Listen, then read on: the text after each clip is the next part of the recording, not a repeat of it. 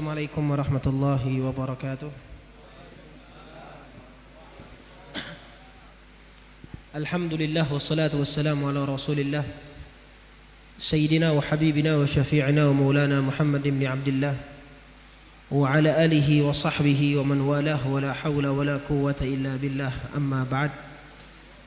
Rabbi syrah li sadri wa yassir li amri wahlul 'uqdatam min lisani yafqahu qawli. Subhanaka la ilma lana illa ma 'allamtana innaka antal alimul hakim. Alhamdulillah. Hadratul muhtaramin, para asatid, para kiai, para sesepuh, tokoh masyarakat, Ustaz Khairuddin, Ustaz Hasanuddin, Ustaz Sulaiman, dan asatidah yang lain yang tidak bisa saya sebutkan namanya satu persatu. Hadirin hadirat yang dimuliakan oleh Allah. Alhamdulillah tsumma alhamdulillah. Di hari yang mana kita berada di penghujung bulan Sya'ban, yang hanya beberapa hari lagi kita udah mau masuk bulan Ramadan. Kegiatan seperti ini adalah kegiatan yang memang sudah selayaknya diamalkan, yaitu kegiatan rawahan. Namun di sini juga ada akikahan. Kegiatan rawahan ini, bapak-bapak, ibu-ibu sekalian, kegiatan yang memang perlu dilakukan sebelum masuknya bulan Ramadan. Apa alasannya? Di bulan Ramadan itu bulan ampunan, bulan rahmat, bulan pandangan Allah. Terkhusus di malam pertama bulan Ramadan itu dinamakan Lailatun Nadhrah, malam pandangan Allah. Malam pandangan Allah. Apalagi malam Lailatul Qadar, ntar ada di akhir-akhir Ramadan, itu juga malam yang dimana Allah menurunkan rahmat, ampunan dan pandangannya kepada hamba. Namun bagaimana caranya menarik perhatian, menarik pandangan Allah? Kalau kita mungkin menarik pandangan manusia, pakaian rapi, mungkin ngomongnya hebat, atau juga menggunakan parfum yang mencolok, atau memiliki jabatan. Ada orang juga pengen banyak harta biar menarik orang lain. Itu kalau pandangan kepada manusia. Kalau nyari pandangan kepada manusia, maka memang kita perlu untuk melakukan hal-hal yang menjadi daya tarik mereka. Manusia memiliki daya tarik dengan wewangian, jabatan, harta, wanita, anak, dan lain-lain. Tapi kalau kita cari atau kita berusaha untuk menarik perhatian Allah, maka caranya berbeda. Sebab Allah tidak memandang kepada pakaian kita, tidak memandang bagaimana peci kita, tidak memandang pula bagaimana jabatan, harta, minyak wangi kita. Bukan itu yang dipandang oleh Allah. Akan tetapi Allah akan memandang hatinya manusia, yang mana Nabi mengatakan, innallaha la yanzuru ila suwarikum wala ila ajsamikum walakin yanzuru ila qulubikum wa a'malikum. Sesungguhnya Allah Subhanahu wa taala tidak akan memandang pakaian kalian, tampilan kalian, wajah kalian, tapi yang akan dipandang oleh Allah adalah hati kalian, kata Nabi Muhammad. Terkhusus bulan Ramadan adalah bulan yang Allah katakan, ya ayyuhalladzina amanu kutiba alaikumus shiyam kama kutiba alal ladzina min qablikum la'allakum tattaqun. Di ayat ini menjelaskan bahwasanya tujuan diwajibkannya Ramadan agar kita menjadi pribadi hamba yang bertakwa.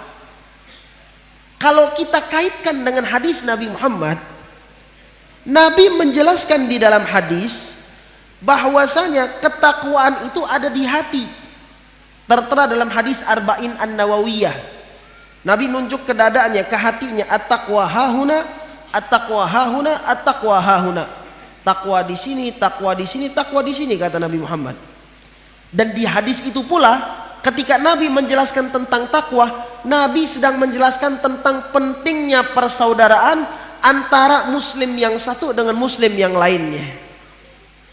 Maka acara rawahan seperti ini adalah langkah kita untuk menarik pandangan Allah, mencuri perhatian Allah dengan cara membacakan doa-doa, membacakan Fatihah kepada kerabat kita, kepada saudara kita, kepada teman kita. Saya rasa kalau di rawahan yang dibaca itu bukan hanya bapak, ibu, kakek, nenek kita, bukan. Tapi ada teman akrab kita yang wafat, sahabat karib, kita ingat sama dia, kita masukkan juga namanya di arwah. Ini kan salah satu cara agar kita bisa menyambung hubungan antar sesama, dan dengan cara menyambung ini hati bersih. Kalau hati bersih, Allah akan memandang kita. Makanya langkah-langkah dimulai dari bulan di nisfu Sya'ban kemarin, itu kan kita udah diajarin bagaimana caranya untuk bermaaf-maafan. Dikatakan orang kalau misalnya nisfu Sya'ban, Allah memandang seorang hamba, semuanya dipandang, semuanya dikabulkan hajatnya, kecuali ada beberapa golongan. Di antaranya orang yang mutusin tali silaturahmi, gak bakal dipandang oleh Allah Subhanahu wa ta'ala. Jangankan mau dipandang, masuk surga aja kagak. Kata Rasulullah, la yadkhulul jannah qati'ar rahim. Orang yang mutusin tali silaturahmi kagak bakal masuk surga. Sayyidina Ali mengatakan, jangan pernah duduk sama orang yang mutusin tali silaturahmi, kata Sayyidina Ali. Sebab dalam Al-Quran aku melihat ada 3 ayat yang menjelaskan orang yang mutusin tali silaturahmi dilaknat oleh Allah. Duduk sama mereka menyebabkan kita pun gak dapatan rahmat. Saking bahayanya tuh orang mutus tali silaturahmi.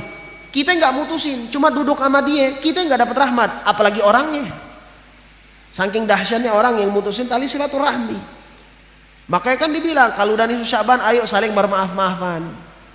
Kalau ada orang yang kita blokir nomornya gara-gara hal sepele sampai putus silaturahmi, selesain masalah-masalah kayak gitu. Broadcast kalau perlu, ya, kirim pesan siaran tuh kayak orang, walaupun tangan tidak bisa berjabat, kaki tidak bisa melangkah, mulut tidak bisa berkata-kata, mata tidak bisa melihat, telinga nggak bisa mendengar. Itu kan broadcast orang kalau mau minta maaf tuh biasanya menjelang Ramadan atau menjelang Lebaran. Ya. Apapun kalimatnya buat aja, yang penting bagaimana caranya agar kita bisa menyambung hubungan silaturahmi.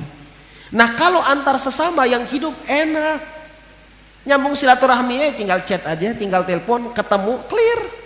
Tapi kalau yang udah wafat, bagaimana caranya? Dengan mengirimkan doa-doa arwah ini. Itu caranya ma'asyarul hadirin.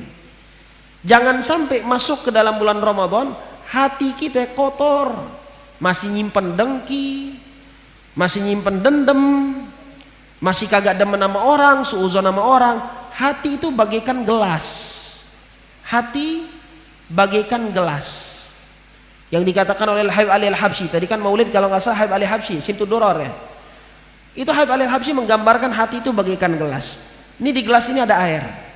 Bapak-bapak, ibu-ibu sekalian, ketika kita sedang membawa gelas dan dituangkan air, walaupun air itu air mahal ataupun air mulia seperti Zam-Zam ataupun kopi yang harganya mungkin jutaan rupiah, dituangkan ke gelas yang kotor, mau air Zam-Zam rasanya beda, warnanya pun berubah. Zam-Zam jernih, dimasukin gelas yang kotor jadi air coklat kayak air Milo, berubah warnanya karena gelasnya kotor.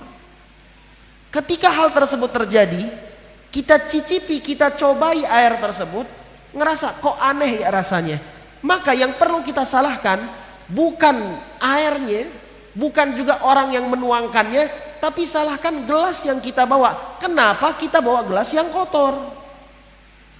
Di dalam bulan Ramadan, tadi sudah saya jelaskan, yang akan dipandang oleh Allah adalah hati manusia.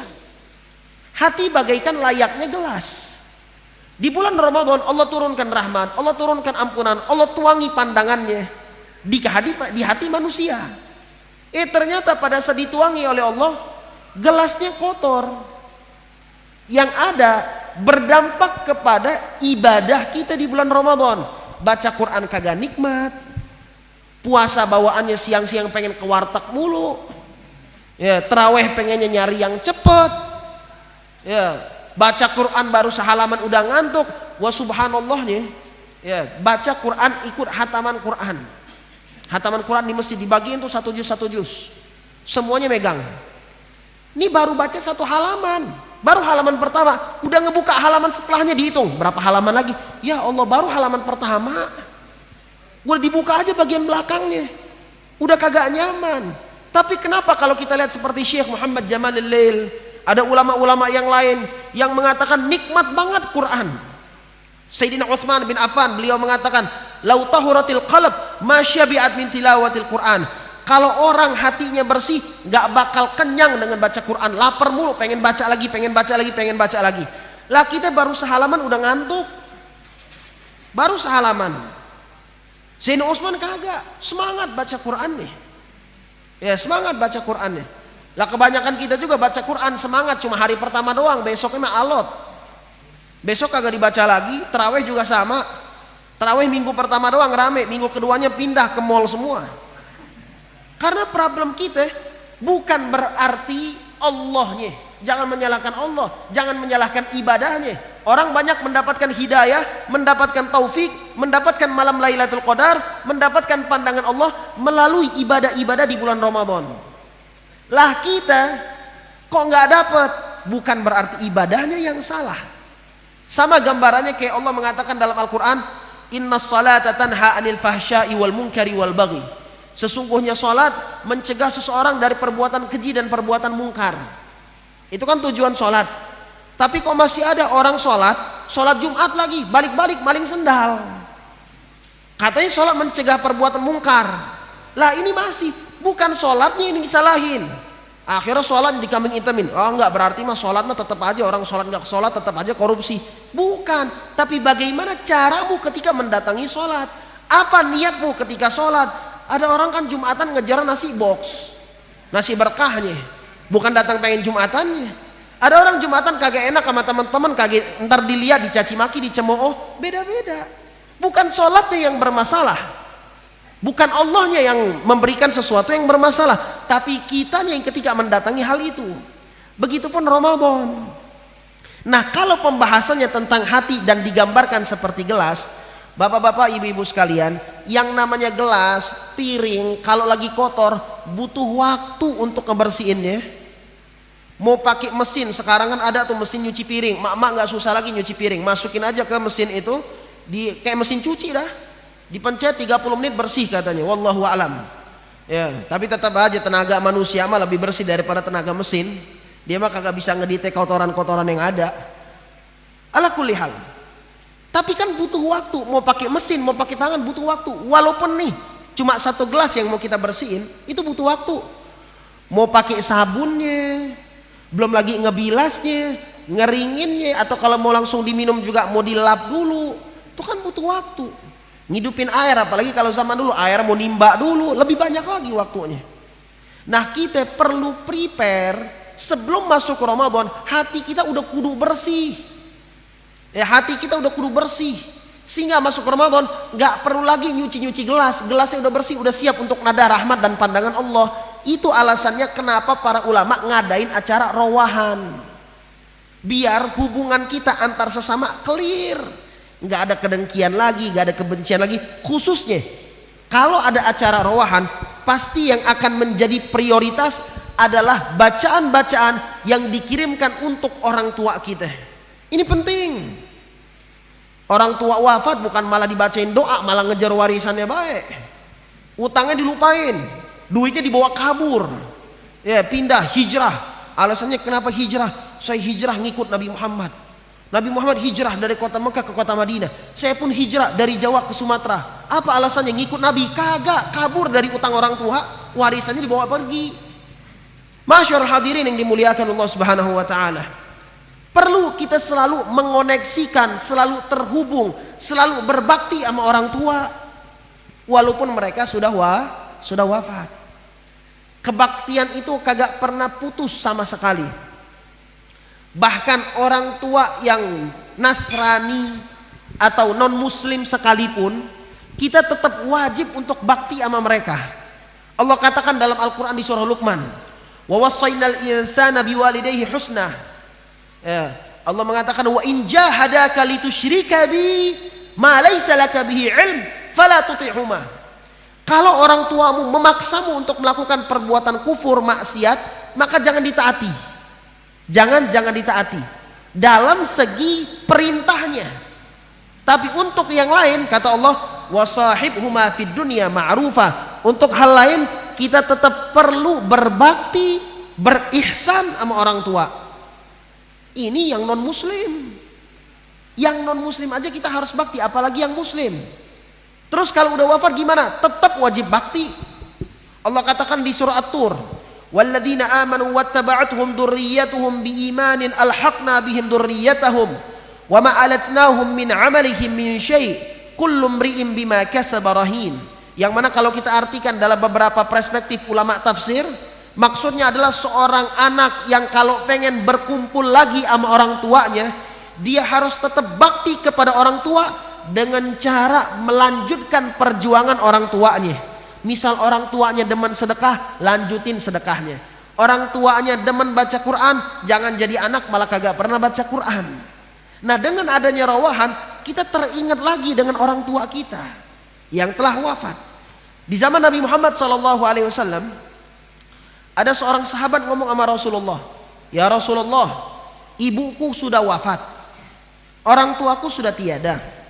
Fahalli syai'un an abirrahuma. Ada enggak satu hal, satu perkara yang bisa aku lakukan untuk tetap berbakti sama orang tua? Kata Nabi, ada 4 langkah untuk berbakti kepada kedua orang tua yang telah wafat. Bagaimana caranya kata Nabi Muhammad? Pertama, doain. Kedua, istighfarin. Kedua hal ini terkandung dalam doa Rabbighfirli wa liwalidayya warhamhuma kama rabbayani shaghira. Yang ketiga, sambung silaturahmi yang telah disambung oleh orang tua. Di acara rawahan, di acara tahlilan, biasanya kerabat orang tua, saudaranya ngumpul semuanya dari satu tempat. Ngumpul semuanya jadi satu tempat. Itu ajang silaturahmi yang lagi-lagi untuk melanjutkan kebaktian sama orang tua. Yang keempat, lunasin hutang piutang dan janji-janjinya kata Rasulullah. Di acara rawahan semuanya ada ma'asyarul hadirin. Bahkan kalau kita lihat ketika di acara rawahan pas udah doa tahlilnya, ungkapannya apa doanya? Allahumma ausil, ya Allah sampaikanlah pahala. Di akhir disebutkan lagi hadiyatan wasilah, ya Allah kami jadikan bacaan kami ini hadiah yang sampai kepada mereka. Warahmatan syamilah, rahmat yang mencakupi mereka. Nuqaddimu thawaba dzalik, yang pahalanya kami berikan kepada mereka ya Allah. Ini kan bentuk hadiah. Kita nggak bisa lagi ngirimin nasi box, nggak bisa lagi ngirimin duit, pahala yang bisa kita kirimkan. Makanya Nabi mengatakan, idza mata ibnu adam inqata'a amaluhu illa min thalas. Kalau anak cucu Adam wafat, terputus semua amalnya kecuali 3 hal. Di antaranya apa? Waladun saleh yad'ulah, anak yang soleh yang ngedoain orang tua. Atau anak tersebut dia nggak ngedoain sendiri, dia ngadain acara, ngundang orang untuk sama-sama ngedoain orang tua yang telah wafat. Ini sebuah pahala yang begitu besar. Entar aja tuh, pas masuk ke dalam bulan Ramadan doa, asyhadu an la ilaha illallah astaghfirullah nas'alukal jannata wa na'udzubika minan nar. Bagus banget tuh doa. Minta surga, minta dijauhi dari api neraka. Nggak taunya dia minta surga, tapi sama orang tua masih kurang ajar, masih durhaka. Sedangkan Nabi ngomong, kata Nabi Muhammad SAW dalam hadis qudsi, man asbaha murdiyan li wa muskhitan li walidayhi fa ana anhu sakhit. Kata Nabi Muhammad dalam sebuah hadis qudsi, Allah mengatakan, barang siapa orang yang ngebuat Allah ridho, ibadahnya top markotop, sholatnya hebat, puasanya Ramadan full, kagak pernah ketemu siang-siang di warteg, ya, puasa terus. Wah juga ketika di Ramadan baca Qur'annya hatam berkali-kali, terawihnya dicari yang paling panjang, bukan malah nyari yang paling ngebut. Ini Valentino Rossi aja semua yang dicari, ya, kalau di Ramadan. Enggak, ini terawihnya masya Allah, setiap malam dia bangun malam, ibadahnya bagus, berarti membuat Allah ridho. Tapi kurang ajar sama orang tua. Apa kata Nabi Muhammad? Fa ana anhu sakhid, kagak jadi aku ridho kepadanya, kata Allah, aku akan murka sama dia walaupun ibadahnya bagus. Ramadan ajang beribadah, kita ngebuat maksiat, maka kata Allah kagak jadi bakal dapat masuk surga. Gimana mau masuk surga? Orang tua masih kurang ajar dia sama orang tuanya. Makanya ma'asyarul hadirin yang dimuliakan oleh Allah, Orang yang baca doa nas'alukal jannata wa na'udzubika minan nar, tapi masih mutusin tali silaturahmi, tapi masih kurang ajar sama orang tua, gambarannya seperti orang yang pengen kenyang tapi kagak mau makan. Saya pengen kenyang, makan nggak mau. Pengen sehat tapi nggak mau berobat. Pengen nikah tapi kagak mau nyari jodoh, ntar aja biar datang sendiri. Pengen kaya tapi hidupnya pengen rebahan mulu. Pengennya kaya tapi rebahan mulu, rebahan aja, kagak bakal bisa. Orang pengen kenyang kagak mau makan, pengen kaya nggak mau kerja, nggak bisa.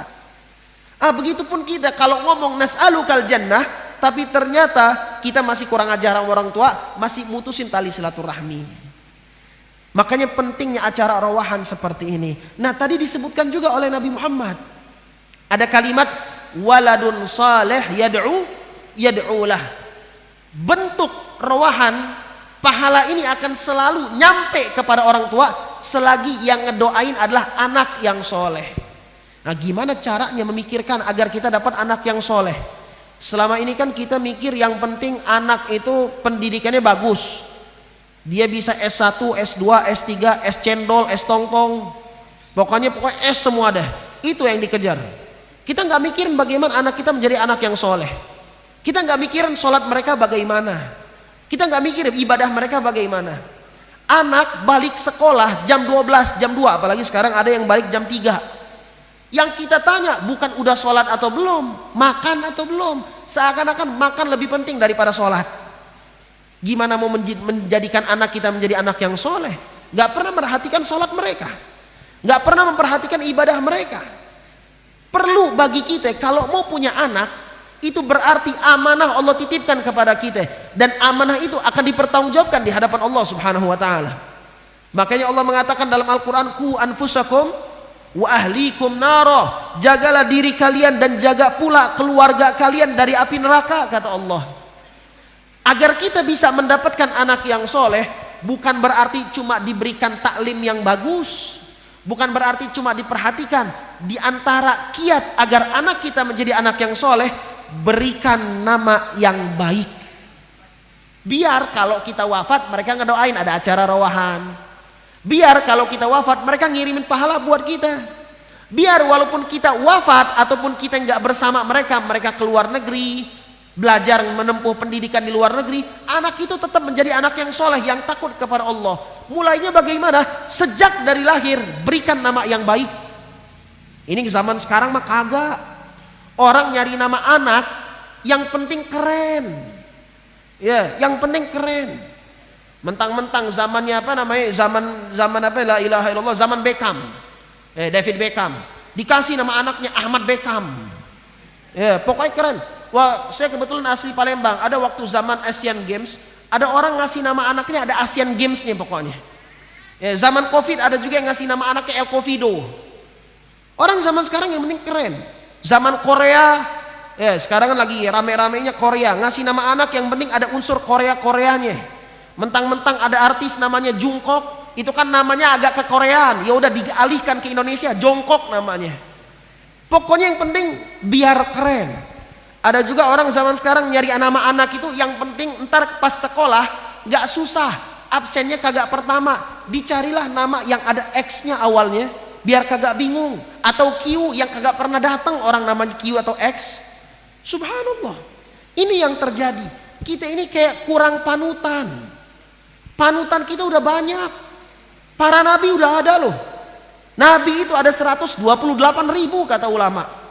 Diseleksi oleh Allah ada 313. Diseleksi lagi ada 25 yang wajib kita imani. Adam, Idris, Nuh, Hud, Saleh, Ibrahim, Lut, Ismail, Ishak, Yakub, Yusuf, Syuaib, Harun, Musa, Ilyas, Dzulkifli, Daud, Sulaiman, Ilyas, Yunus, Zakaria, Yahya, Isa, wa Nabi Muhammad sallallahu alaihi wasallam. 25 nabi, masih kurang aja kita panutan.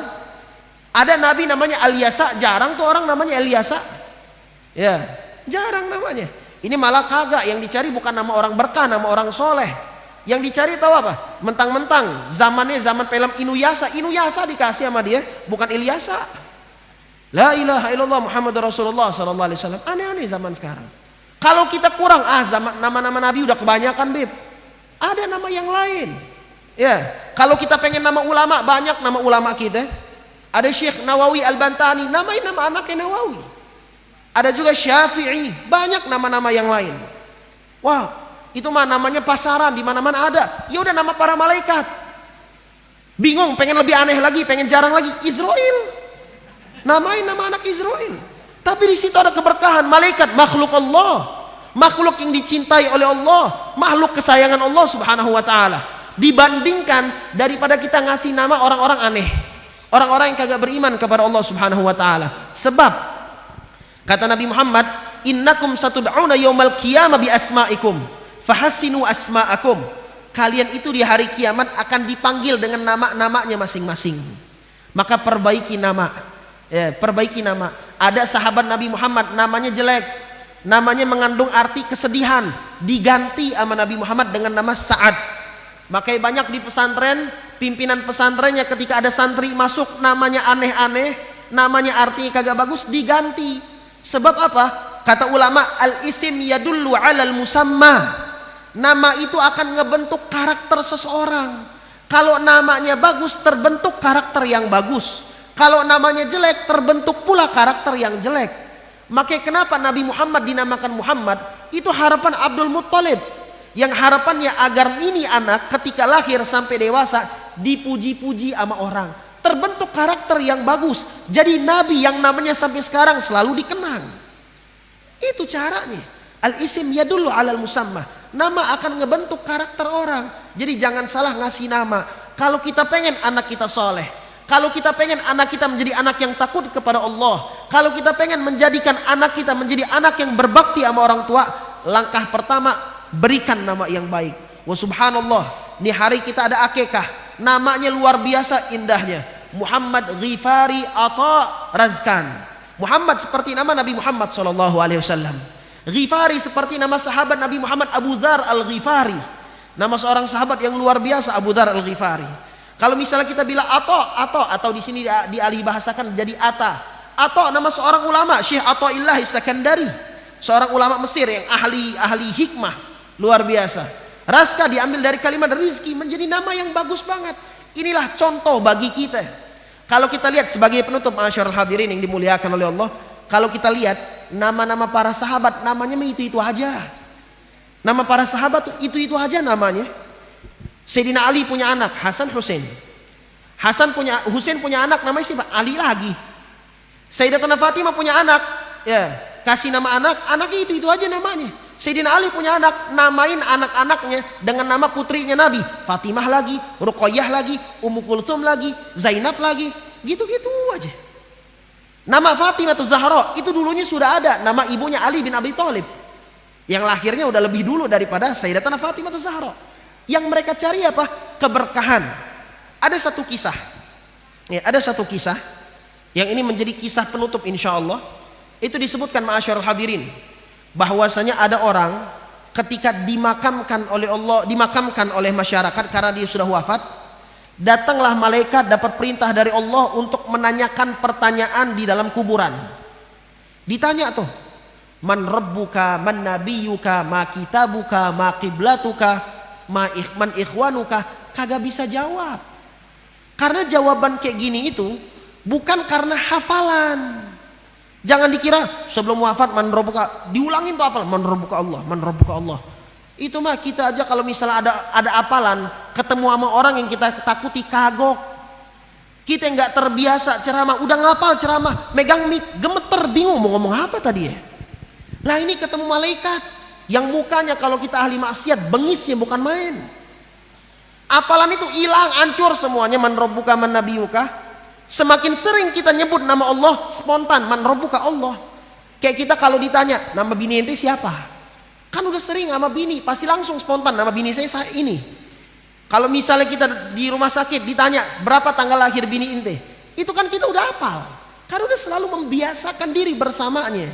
Pertanyaan man rabbuka, man nabiyuka, ma kitabuka bisa kita jawab secara spontan kalau kita sering baca Quran, bersaudara sama muslim, cinta sama Nabi Muhammad, selalu ibadah sholat kepada Allah Subhanahu wa ta'ala. Ini orang kagak bisa jawab, ibadahnya jarang, sholawat kagak pernah, gak pernah baca Quran. Malaikat pun akhir datang kepada Allah Subhanahu wa ta'ala ngadu, ya Rabb, ini orang kagak bisa jawab sama sekali gak bisa jawab. Akhirnya pada saat itu kata Allah, coba tanyain siapa namanya. Siapa namanya? Kenapa ditanya siapa namanya? Karena kalau namanya nama yang bagus, mengandung arti yang bagus. Kalau namanya ini ada keserasian dengan nama orang soleh, dia mendapatkan keringanan azab. Sebagaimana dalam hadis, walaupun ada ulama mengatakan dhaif, bahwasanya orang yang namanya Muhammad kelak di hari kiamat ketika ada yaumil hisab akan diberikan keringanan oleh Allah Subhanahu wa taala, sebab namanya sama seperti nama kekasih Allah. Pas ditanya namanya nggak taunya, bukan nama orang soleh, namanya kebelingar pokoknya dah. Makanya pentingnya bagi kita agar kita hidup dunia akhirat jadi bagus, berikan nama yang baik.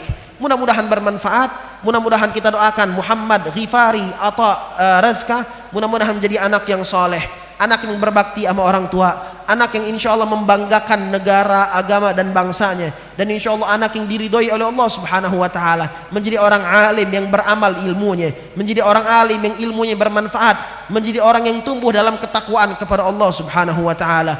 Allahumma jajamana hadha jaman marhuma wa tafarruqana min ba'dihi tafarruqan ma'suma wa la tajal fina wa la minna wa la ma'na syaqiyan wa la mahruma.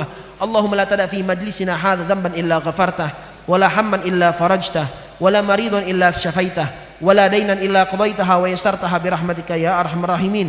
Rabbana taqabbal minna innaka antas samiul alim wa tub alaina innaka antat tawwabur rahim. Wa sallallahu ala sayyidina Muhammadin wa ala alihi wa sahbihi wasallam walhamdulillahi rabbil alamin. Wassalamu alaikum warahmatullahi wabarakatuh.